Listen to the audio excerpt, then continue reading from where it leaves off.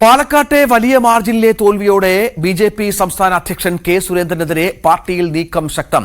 സുരേന്ദ്രൻ തന്നെ പ്രചാരണം നയിച്ചിട്ടും പാലക്കാട്ട് വോട്ട് ചോർച്ച ഉണ്ടായത് ഗൌരവമായി പരിശോധിക്കണമെന്നാവശ്യപ്പെട്ട് സംസ്ഥാന വക്താവ് സന്ദീപ് വാചസ്പതി രംഗത്തെത്തി. പ്രാദേശിക നേതൃത്വത്തിലും ഭിന്നത രൂക്ഷമാണ്. സ്ഥാനാർത്ഥി നിർണയം പാളിയെന്നാണ് ഒരു വിഭാഗത്തിന്റെ നിലപാട്. പാലക്കാട്ടെ പ്രചാരണ തന്ത്രം പാളിയോ എന്ന് CPM പരിശോധിക്കുന്നുണ്ട്. ഇതിനിടെ ഉമ്മൻചാണ്ടിയുടെ കല്ലറ സന്ദർശിക്കാൻ രാഹുൽ മാങ്കൂട്ടത്തിൽ ഇന്ന് പുതുപ്പള്ളിയിലെത്തും. ജി ശ്രീജിത്ത് ഏറ്റവും പുതിയ വിവരങ്ങൾ പങ്കുവെക്കും പാലക്കാട് നിന്ന്.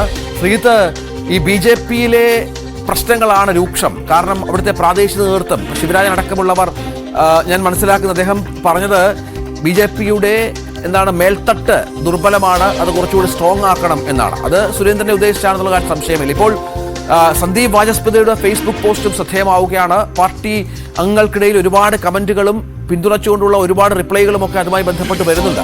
സന്ദീപ് പറഞ്ഞു വെക്കുന്നത് തികച്ചും വ്യക്തിപരമായിരുന്നു പാലക്കാട്ട് കാര്യങ്ങൾ.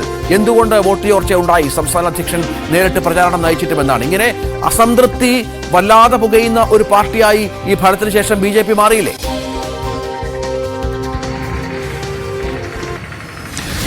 തീർച്ചയായും മാറിയിട്ടുണ്ട് രഞ്ജിത്ത്. അത് വലിയ രീതിയിൽ മാറിയിട്ടുണ്ട് എന്ന കാര്യത്തിൽ സംശയമില്ല. അത് ഈ സംസ്ഥാന നേതാക്കൾക്കെതിരെ മാത്രമല്ല, പ്രാദേശിക നേതൃത്വത്തിൽ, പ്രത്യേകിച്ച് ബി.ജെ.പി. ഭരിക്കുന്ന പാലക്കാട് നിയമസഭയിൽ, പാലക്കാട് നഗരസഭയുമായി ബന്ധപ്പെട്ട് പ്രാദേശിക നേതൃത്വത്തിനിടയിലും വലിയ അതൃപ്തിയും അസ്വാരസ്യങ്ങളും ഒക്കെയുണ്ട്. നേരത്തെ തന്നെ ശോഭാ സുരേന്ദ്രനെ സ്ഥാനാർത്ഥിയാക്കണമെന്ന ആവശ്യം ഉന്നയിച്ച ആളാണ് N. ശിവരാജൻ. അദ്ദേഹം C. കൃഷ്ണകുമാറിന്റെ സ്ഥാനാർത്ഥിത്വത്തിനോടായിരുന്നില്ല അദ്ദേഹത്തിന് താല്പര്യം. പക്ഷെ പാർട്ടി തീരുമാനിച്ചതുകൊണ്ട് അംഗീകരിക്കുന്നു എന്ന നിലയിലായിരുന്നു പിന്നീട് അദ്ദേഹത്തിന്റെ പ്രതികരണങ്ങൾ വന്നത്. എന്തായാലും ഇതെല്ലാം അങ്ങനെ നിൽക്കുമ്പോഴാണ് ഈ വലിയൊരു തോൽവി കൂടി ഉണ്ടാകുന്നത് എന്നുള്ളതാണ്. സ്വാഭാവികമായി ഉണ്ടാകുന്ന വിമർശനങ്ങൾ നേതൃത്വത്തിനെതിരെ തന്നെ ഉയർന്നു വരുന്നു. സന്ദീപ് വാചസ്പതിയുടെ ഫേസ്ബുക്ക് പോസ്റ്റിൽ ചേലക്കരയുടെ നേട്ടം ഉയർത്തി കാണിക്കുന്നു. ചേലക്കരയിൽ 10,000-ഓളം വോട്ട് കൂടിയ സാഹചര്യം. പക്ഷേ പാലക്കാട് സംസ്ഥാന അധ്യക്ഷൻ തന്നെ നേതൃത്വം നൽകിയിട്ടും ഇവിടെ ക്യാമ്പ് ചെയ്തുള്ള പ്രവർത്തനമാണ് സുരേന്ദ്രൻ നടത്തിയത്. എന്നിട്ടും വോട്ട് താഴേക്ക് പോയി എന്നുള്ളത് വളരെ പ്രധാനപ്പെട്ട, അത് പരിശോധിക്കേണ്ടതാണ് എന്ന ആവശ്യം. സാധാരണ അങ്ങനെ ബി.ജെ.പി. നേതാക്കൾ അത് പരിശോധിക്കണം എന്നൊന്നും ആവശ്യപ്പെട്ടുകൊണ്ട് ഫേസ്ബുക്ക് പോസ്റ്റുകൾ ഇടാറില്ല. പക്ഷേ സന്ദീപ് അങ്ങനെ ഇടുന്നു എന്നുള്ളത് കൃത്യമായ പാർട്ടിക്കുള്ളിൽ രൂപപ്പെട്ടിട്ടുള്ള ഭിന്നതയുടെ ഒരു പുറത്തു വന്ന രൂപമായിട്ട് വേണം കണക്കാക്കാൻ. എന്തായാലും B. ഗോപാലകൃഷ്ണനെ പോലുള്ള നേതാക്കളും അഭിപ്രായപ്പെടുന്നുണ്ട്, ഇതിങ്ങനെ പോയാൽ പോരാ, തൊലിപ്പുറത്തെ ചികിത്സ പോരാ എന്നൊക്കെയുള്ള അഭിപ്രായവുമായി രംഗത്ത് വരുന്നുണ്ട്. ബി.ജെ.പിയെ സംബന്ധിച്ച് ഇവിടെ നേരിട്ട് നമുക്ക് മനസ്സിലാക്കാൻ സാധിക്കുന്നത് ബി.ജെ.പിയുടെ പല ശക്തി കേന്ദ്രങ്ങൾ, അതായത് പഴയ ശക്തി കേന്ദ്രങ്ങളല്ല, മൂത്താന്തറയും വടക്കന്തറയും പോലുള്ള മേഖലകളല്ല, അതിനപ്പുറത്തേക്ക് പുതുതായി രൂപപ്പെട്ടു വന്ന, അതായത് ഈ നഗരസഭ പിടിക്കുന്നതിൻ്റെ ഭാഗമായി രൂപപ്പെട്ടു വന്ന പല വാർഡുകളുമുണ്ട്. ആ വാർഡുകളിൽ പലയിടത്തും തിരിച്ചടി ഉണ്ടായിട്ടുണ്ട്. അത് പരിശോധിക്കുമെന്നാണ് കെ സുരേന്ദ്രൻ വ്യക്തമാക്കിയത്. അത് വെറും പരിശോധനയല്ല, ഞങ്ങൾക്കിത് ചെറുതായി പരിശോധിച്ചാൽ പോരാ, കാര്യമായി തന്നെ പരിശോധിക്കും എന്ന് ഇന്നലെ കെ സുരേന്ദ്രൻ വാർത്താ സമ്മേളനത്തിൽ വ്യക്തമാക്കുകയും ചെയ്തിട്ടുണ്ട്. എന്താണ് അവിടെ ഉണ്ടായ പ്രശ്നം, അതുകൊണ്ട് തന്നെ ആ പ്രശ്നം പരിഹരിക്കേണ്ടതുണ്ട്, ആത്മപരിശോധന നടത്തും എന്ന് തന്നെയാണ് സുരേന്ദ്രൻ വ്യക്തമാക്കുകയും ചെയ്തത്. എന്തായാലും സുരേന്ദ്രനെതിരെ, പ്രത്യേകിച്ച് കഴിഞ്ഞ നിയമസഭാ തെരഞ്ഞെടുപ്പിന് ശേഷവും സുരേന്ദ്രനെതിരെ വാളുകൾ ഉയർന്നതാണ്. അന്ന് സുരേന്ദ്രനെ മാറ്റണം എന്ന ആവശ്യം ഉയർന്നതാണ്. പക്ഷേ സുരേന്ദ്രനൊപ്പം നിൽക്കുകയായിരുന്നു കേന്ദ്ര നേതൃത്വം ചെയ്തത്. അതിന്റെ ഭാഗമായി പിന്നീട് വന്ന ലോക്സഭാ തെരഞ്ഞെടുപ്പിലടക്കം നേട്ടമുണ്ടായതായും അവർ വിലയിരുത്തുന്നു. അതുകൊണ്ട് തന്നെ സുരേന്ദ്രനെ അവിശ്വസിക്കാൻ ഇനിയും ഈ നേതൃത്വം തയ്യാറാകുമോ, കേന്ദ്ര നേതൃത്വം തയ്യാറാകുമോ എന്നൊക്കെയുള്ളത് കാത്തിരുന്ന് കാണണം. പ്രത്യേകിച്ച് സുരേന്ദ്രനെ മാത്രം ഫോക്കസ് ചെയ്യുമ്പോൾ ഇവിടെ RSS ഉൾപ്പെടെ പ്രചരണത്തിൽ നേതൃത്വം കൊടുത്തൊരു തെരഞ്ഞെടുപ്പാണ്.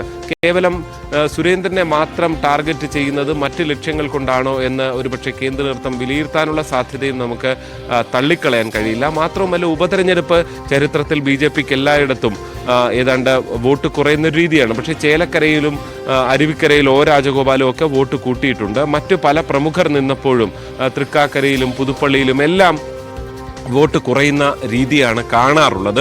അതുകൊണ്ട് തന്നെ അതിൻ്റെ ഒരു താൽക്കാലിക പ്രതിഭാസം മാത്രമായി കേന്ദ്ര നേതൃത്വം വിലയിരുത്തുമോ എന്നൊക്കെയുള്ളത് കാത്തിരുന്ന് കാണണം. തീർച്ചയായും RSSന്റെ കൂടി ഒരു അഭിപ്രായം കേട്ട ശേഷം, കാരണം അവരും ഇവിടെ താഴെ തട്ടിൽ പ്രവർത്തിച്ചവരാണ്, അങ്ങനെ പ്രശ്നങ്ങൾ എന്തെന്ന് മനസ്സിലാക്കിയ ശേഷമായിരിക്കും ഇതിൽ തുടർ നടപടികൾ ഉണ്ടാകുക. പക്ഷേ തദ്ദേശ തെരഞ്ഞെടുപ്പ് വരാനിരിക്കെ താഴെത്തട്ടിൽ എന്ത് അഴിച്ചുപണി വേണം, എങ്ങനെയൊക്കെയാണ് മാറ്റം വേണ്ടത്, എന്താണ് പ്രശ്നങ്ങൾ ഉണ്ടാക്കിയത് എന്ന് BJP പരിശോധിക്കുമെന്ന കാര്യത്തിൽ യാതൊരു സംശയവുമില്ല. അങ്ങനെ തിരുത്തൽ വരുത്തി നഗരസഭ ഉറപ്പുവരുത്തുക, അതിനുവേണ്ടിയുള്ള ശ്രമങ്ങളായിരിക്കും പാലക്കാട്ടെ BJPയിൽ ഉണ്ടാകുക. രഞ്ജിത്ത്, അതാണ് സാഹചര്യം. ഏതായാലും നമ്മളിപ്പോൾ ഈ പറഞ്ഞതുപോലെ ഫേസ്ബുക്ക് പോസ്റ്റിലൂടെ എല്ലാം പറഞ്ഞു കഴിഞ്ഞു എന്നാണ് സന്ദീപ് വാചസ്പതി വ്യക്തമാക്കുന്നത്.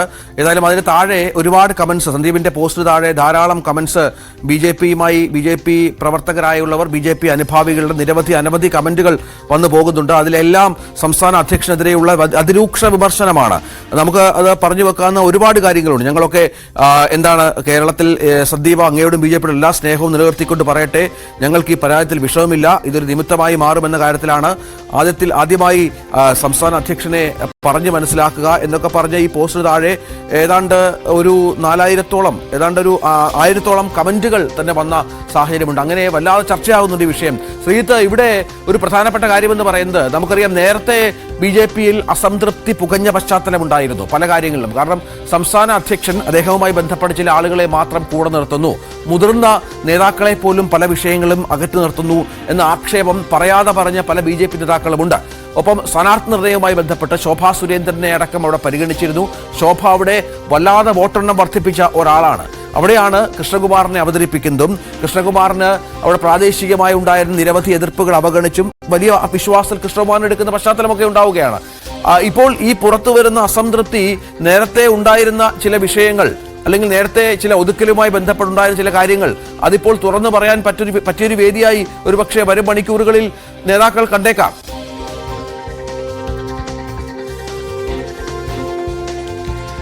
തീർച്ചയായും അതിനുള്ള സാധ്യതയുണ്ട്. പക്ഷെ BJPയിൽ അത്രത്തോളം തുറന്നു പറയുന്ന ഒരു രീതിയില്ല, പ്രത്യേകിച്ച് ഒരു കേഡർ പാർട്ടി എന്നുള്ള നിലയിൽ. ഒരുപക്ഷെ പാർട്ടിക്കുള്ളിൽ പല രാഷ്ട്രീയ നീക്കങ്ങളും കണ്ടേക്കാം. പ്രത്യേകിച്ച് പുനഃസംഘടന നടക്കുന്ന സമയമാണ്. സംസ്ഥാന അധ്യക്ഷ സ്ഥാനം ആഗ്രഹിക്കുന്ന പലരും ഉണ്ട്. അങ്ങനെയുള്ള പല നീക്കങ്ങൾക്കുമുള്ള സാധ്യത നമുക്ക് തള്ളിക്കളയാൻ കഴിയില്ല. പാർട്ടി വേദികളിലും ഒരുപക്ഷെ വിമർശനങ്ങൾ ഉണ്ടായേക്കാം. നേരത്തെ പറഞ്ഞതുപോലെ തന്നെ BJPയിൽ ഗ്രൂപ്പ് രാഷ്ട്രീയം എന്നുള്ളത് അത് കാലങ്ങളായി വരുന്നതാണ്. അതിൻ്റെ പ്രതിസന്ധികളും പ്രശ്നങ്ങളുമുണ്ട്. ഇതിപ്പോൾ ഏതെങ്കിലും ഒരു ഗ്രൂപ്പ് നിൽക്കുമ്പോൾ എതിർ ഗ്രൂപ്പിലുള്ളവർ രാഷ്ട്രീയ നീക്കങ്ങൾ നടത്തുക എന്നുള്ളത് സ്വാഭാവികമായി പല കാലങ്ങളിലും കണ്ടിട്ടുള്ളതാണ്. അത് സുരേന്ദ്രനെതിരെ മാത്രം ഉള്ളതല്ല. അതിനു മുൻപ് വി മുരളീധരനോ അല്ലെങ്കിൽ അങ്ങനെ ഓരോരുത്തരും പ്രസിഡന്റായി വരുന്ന കാലത്തൊക്കെയും ഇത്തരം നീക്കങ്ങൾ ഉണ്ടായിട്ടുണ്ട്.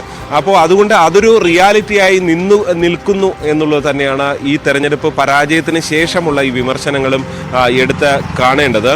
ഈ ഒതുക്കൽ രാഷ്ട്രീയം BJPയിൽ ഉണ്ട് എന്നുള്ളത് കേവലം ഏതെങ്കിലും ഒരാൾക്കെതിരെ കെ സുരേന്ദ്രൻ മാത്രം അങ്ങനെ ചെയ്യുന്നു അല്ലെങ്കിൽ അങ്ങനെ ഒരു വിലയിരുത്തലിലേക്ക് നമുക്ക് പോകാൻ കഴിയില്ല. കഴിഞ്ഞ കാല BJPയുടെ അധ്യക്ഷ പദവിയിലിരിക്കുന്ന ഓരോരുത്തർക്കെതിരെയും അത്തരം ആരോപണങ്ങൾ ഉയർന്നു വന്നിട്ടുണ്ട്. എന്തായാലും ഇതിലെല്ലാം സുരേന്ദ്രൻ ചൂണ്ടിക്കാണിക്കുന്ന ഒരു കാര്യം ഇന്നലെ വാർത്താ സമ്മേളനത്തിൽ തന്നെ പറഞ്ഞത്, സ്ഥാനാർത്ഥിയെ നിർണയിച്ചത് തങ്ങളല്ല, അത് കേന്ദ്ര നേതൃത്വമാണ്. ഇവിടെ വന്ന മുഴുവൻ പട്ടികയും കേന്ദ്ര നേതൃത്വത്തിന് നൽകിയിട്ടുണ്ട് എന്നുള്ളത്.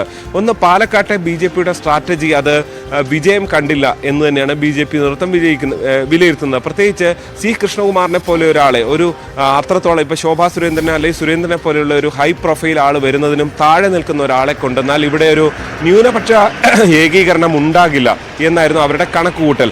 പക്ഷേ തുടക്കം മുതൽ C കൃഷ്ണകുമാറിന്റെ പ്രാദേശിക തലത്തിലുള്ള ബന്ധം ഉൾപ്പെടെ മാധ്യമങ്ങൾ വാർത്തയാക്കിക്കൊണ്ട് അദ്ദേഹത്തിന്റെ ഗ്രാഫ്, അദ്ദേഹം ഓരോ തെരഞ്ഞെടുപ്പിലും കൂടുതൽ വോട്ട് നേടുന്ന ആളാണ് എന്ന ഗ്രാഫ് അവതരിപ്പിച്ചുകൊണ്ട് മുന്നോട്ട് വന്നപ്പോൾ C കൃഷ്ണകുമാർ ജയിച്ചേക്കുമെന്ന പ്രതീതി മാധ്യമങ്ങൾ വഴി ഉണ്ടായിരുന്നു.